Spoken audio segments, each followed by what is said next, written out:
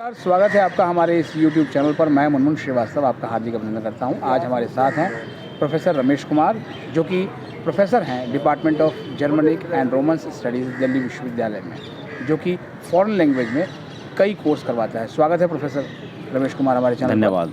आज सर हम आपसे जानना चाहते हैं कि क्या फॉरेन लैंग्वेज में किस तरह के स्कोप हैं और दिल्ली विश्वविद्यालय में कौन कौन से फॉरेन लैंग्वेज कराए जाते हैं आपके डिपार्टमेंट से। हमारे डिपार्टमेंट में मुझे धन्यवाद आपके मुझे इस प्रोग्राम में बुलाने के लिए। हमारे डिपार्टमेंट में, जो कि department of Germany and Roman studies है, इसमें यूरोपियन लैंग्वेजेस के कोर्स कराए जाते हैं। इसमें मेनली 4 लैंग्वेजेस हैं: Italian, Spanish, French and German, जिसमें हम BA ऑनर्स ऑफ़र करते हैं।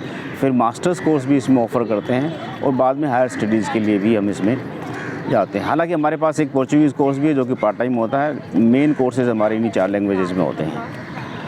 और जहाँ तक आपने का जो सवाल है कि रोज़गार के, एम्प्लॉयमेंट के क्या इसमें चांसेस होते हैं, तो मैं आपको बता दूं कि ग्रेजुएशन के बाद हमारे जो ज़्यादातर स्टूडेंट्स हैं, ये ज़्यादातर बड़े आसानी से मल्टीनेशनल कंपनी में और अमेज़ॉन में या दूसरी कंपनीज़ में एब्जॉर्ब हो जाते हैं BA ऑनर्स करने के बाद ही। उसके बाद भी MA करने के बाद भी अच्छे चांस होते हैं, लेकिन BA ऑनर्स करने के बाद ही ये काफ़ी एब्जॉर्ब हो जाते हैं मार्केट में।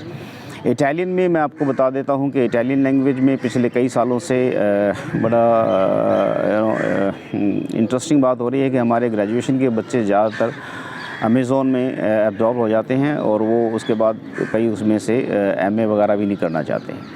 फ्रेंच में और जर्मन और स्पेनिश में भी यही हालत है, इसमें कोई ज़्यादा फ़र्क नहीं है। और हमारे बच्चे जो भी हमारे स्टूडेंट्स हैं फॉरेन लैंग्वेजेस के, हालांकि इसमें ज़्यादातर जो आप मुझसे पूछ रहे हैं कि स्कोप की बात करें, तो एक बेसिकली स्टूडेंट्स का एक क्रेज़ है या एक डिज़ायर है ज़्यादातर स्पेनिश, उसमें क्या कहते हैं, फ्रेंच या जर्मन के लिए आते हैं। लेकिन स्लोली जब उनको समझाते हैं कि दूसरी लैंग्वेजेस में भी बहुत सारे स्कोप हैं, तो वो आराम से एडमिशन ले लेते हैं और बाद में उनको रियलाइज़ होता है कि हाँ, उन्होंने कोई गलत काम या गलत डिसीजन नहीं लिया है। कितनी सीटें हैं सर जो है वो आपके पास, जो लैंग्वेज कोर्सेज हैं आपके डिपार्टमेंट में?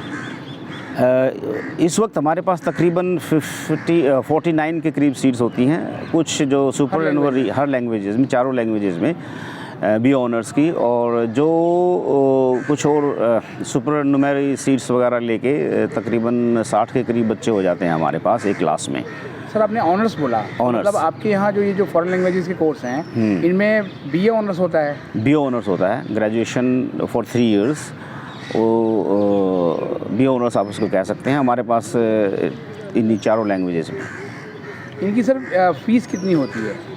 फ़ीस मैं आपको बताता हूँ, बड़ी इंटरेस्टिंग है कि ज़्यादा, क्योंकि हमारे यहाँ सभी समाज के सभी वर्ग से लोग आते हैं, तो दिल्ली यूनिवर्सिटी ने या आप कह लीजिए हमारे डिपार्टमेंट ने उसकी फ़ीस काफ़ी कम रखी हुई है। तकरीबन 3000 के करीब 1 साल की फ़ीस होती है, और उसमें आप 2 सेमेस्टर्स में इंक्लूड होते हैं। बाद में थोड़ा बहुत एग्जामिनेशन फ़ीस वगैरह होती है, वो थोड़ा अलग होती है। अदरवाइज़ फ़ीस इसीलिए भी कम रखी जाती है क्योंकि एक पब्लिक इंस्टीट्यूशन है, पब्लिक यूनिवर्सिटी है, तो सभी सरकार को सभी समाज के वर्गों का ध्यान रखते हुए फ़ीस मेरे हिसाब से मुझे लगता है कि ज़्यादा नहीं है। यानी सर मतलब 10-15 हज़ार में पूरा उनका ग्रेजुएशन हो जाता है? हाँ, पूरा उनका 3 साल का ग्रेजुएशन हो जाता है। यही कोर्सेज अगर जो प्राइवेट यूनिवर्सिटी में करेंगे तो बहुत महंगा होता है। तो फिर तो ये बहुत ही गोल्डन अपॉर्चुनिटी है स्टूडेंट्स के लिए। हाँ, हमारे जो स्टूडेंट्स हैं उनके लिए बहुत, हम उनको ये बताते भी हैं अपने स्टूडेंट्स के लिए कि आपको जो ये एडमिशन मिल गया है तो इस सीट को ख़राब ना करें, क्योंकि इस पे सरकार का, पब्लिक का बहुत पैसा लगा होता है। आप इसका मैक्सिमम बेनिफिट उठाइए और आप अपने आप को जॉब के लिए तैयार कर लीजिए। आप मार्केट में जाएंगे, आपको बहुत ज़्यादा आपको मैं बता देता हूँ, दूसरे सब्जेक्ट की अपेक्षा इसमें ज़्यादा संघर्ष नहीं करना पड़ता है। हमारे स्टूडेंट्स को रिलेटिवली आसानी से जॉब मिल जाती है और एक गुड पैकेज। अब जब एक बच्चा 21-22 साल का होकर ग्रेजुएशन करता है तो उनको एक अच्छा गुड पैकेज मिल जाता है। सर स्कूलों में जो है वो फॉरेन लैंग्वेज बहुत छोटे से पढ़ाई जाती है, और ऑनर्स तो कहते हैं कि भाई किसी एक विशेष में प्रतिष्ठा करना पड़ता है। तो क्या इन कोर्सेज में एडमिशन मिलता है वो उन्हीं बच्चों को मिलता है जिन्होंने 12th में वो फॉरेन लैंग्वेज पढ़ी हो? नहीं, ऐसा बिल्कुल नहीं है, और हम ऐसा अभी तक करना भी नहीं चाहते हैं। उसका एक मुख्य कारण ये है कि ज़्यादातर जो बच्चे होते हैं वो गवर्नमेंट स्कूल से आते हैं, और गवर्नमेंट स्कूल्स में 12th क्लास में, 11th 12th में ये लैंग्वेजेस तकरीबन नहीं होती हैं। किसी में हो तो अलग बात है, लेकिन ये नहीं होती हैं। और हम क्योंकि अपना ग्रेजुएशन का कोर्स बिल्कुल शुरू से शुरू करते हैं, यानी स्टार्टिंग फ्रॉम द स्क्रैच। तो हमारे अपने स्टूडेंट्स को जो भी, चाहे उसने पहले सीख भी रखी हो तब भी कोई बात नहीं है, और जिसने नहीं सीख रखी है तो उसको भी, क्योंकि ज़्यादा हमारे पास जो स्टूडेंट्स आते हैं उनको ये भाषाएं नहीं आती हैं।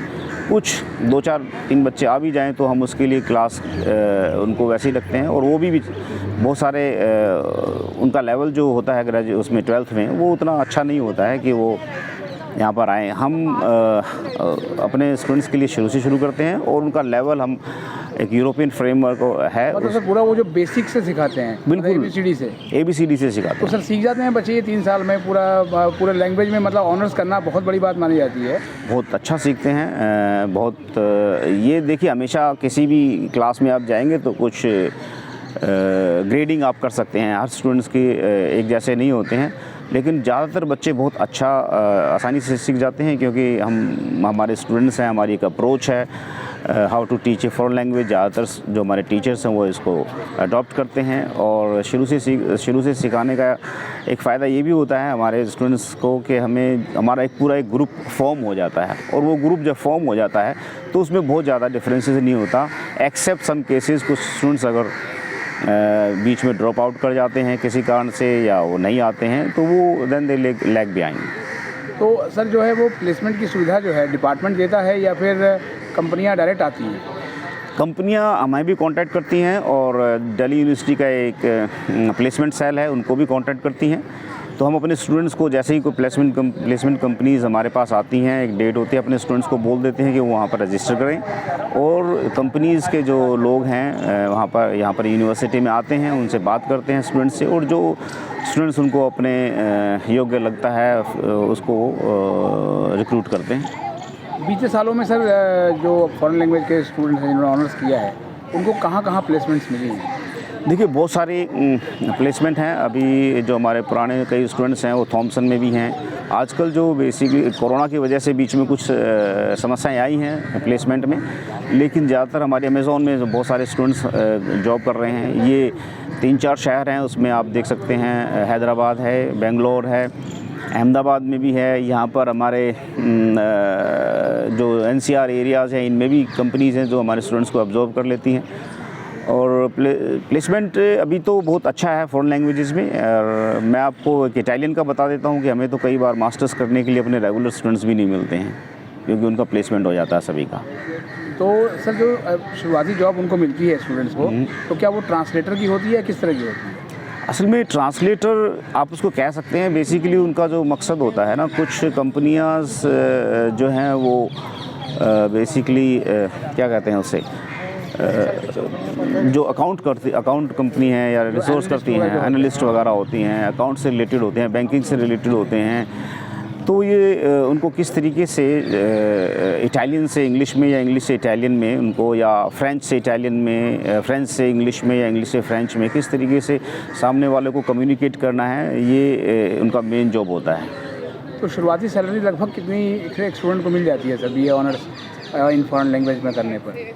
ये डिफ़र करता है। मैं आपको बता देता हूँ, 40,000 से लेके 60,000 तक मंथली उनको मिल सकती है, और मिल जाती है तकरीबन सभी को। मतलब ये सिर्फ ऑनर्स करने पे? ऑनर्स करने पे।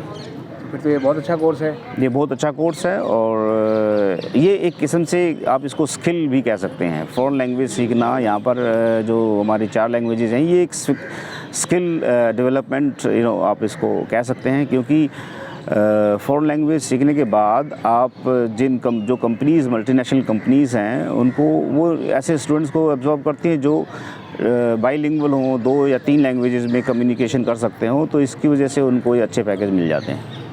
बहुत बहुत धन्यवाद professor Ramesh Kumar ji, foreign language पे ये अपडेट देने के लिए। धन्यवाद आपका भी बहुत बहुत, मनु जी।